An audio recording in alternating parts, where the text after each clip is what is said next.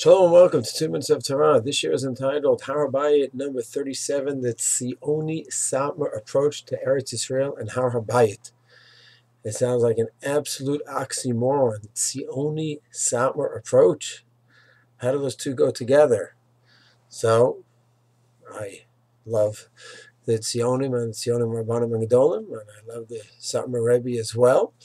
Giants of people, Rav Kook and the Satmar Rebbe, each one with their own ideas. Some I side with, some I certainly do not. But what does that mean, that Zionist Satmar approach to Eretz Yisrael? So the fact is, the Rav Aviner and Rav Tau, very, very outspoken about their views regarding the Har Habayit, as we've discussed in previous shiurim. And in one of Rav Aviner's books, he's a prolific writer. One of his books is called The Mikdashech Tuv, he wrote years ago.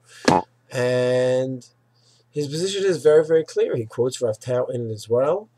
And he says that the understanding that he has from his Rebbe, Rav Tzvi Yehuda Kook Zecher Tzaddik Livracha, and from the writings of Rav Yitzchak Cohen Kook, is that the proactive approach to Eretz Yisrael must be followed from west, north, south, and east, all the way to the Har Habayit, and from that area and on, untouchable.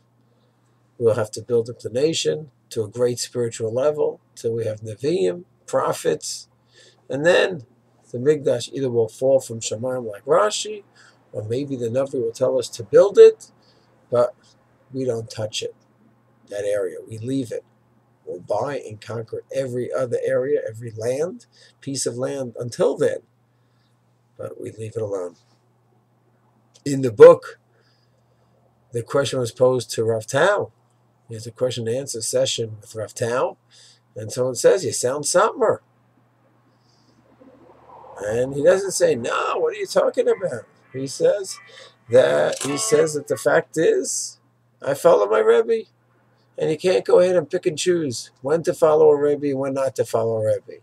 And if my Rebbe was totally proactive when it came to settling Israel, then that's what I follow. And if he's totally passive when it comes to Har Habayit, then that's what I follow as well. Now, I must admit, personally, I don't see the dichotomy, how Kivush Aretz and the proactive approach should stop once we hit the Har Habayit. But I'm not a Talmud of Rav Tzvi Yehuda, and I'm not well versed in Rav Yitzchak Cohen Kook's writings.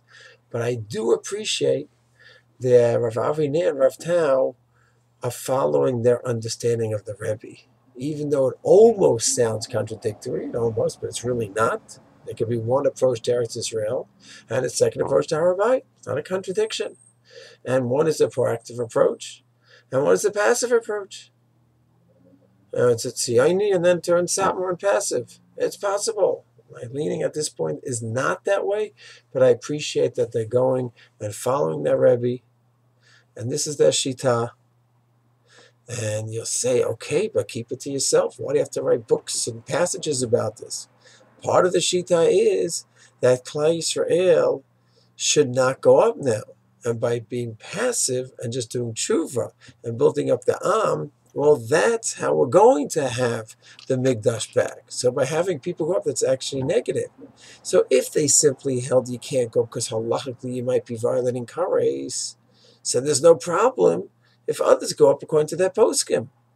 But it's more than that. Klal Yisrael must stay away and build up the Malchus Yisrael and Eretz Yisrael at this point. So therefore, that's not the focus now, and it takes away from the focus, and it's a negative. So as I said, this is not my position.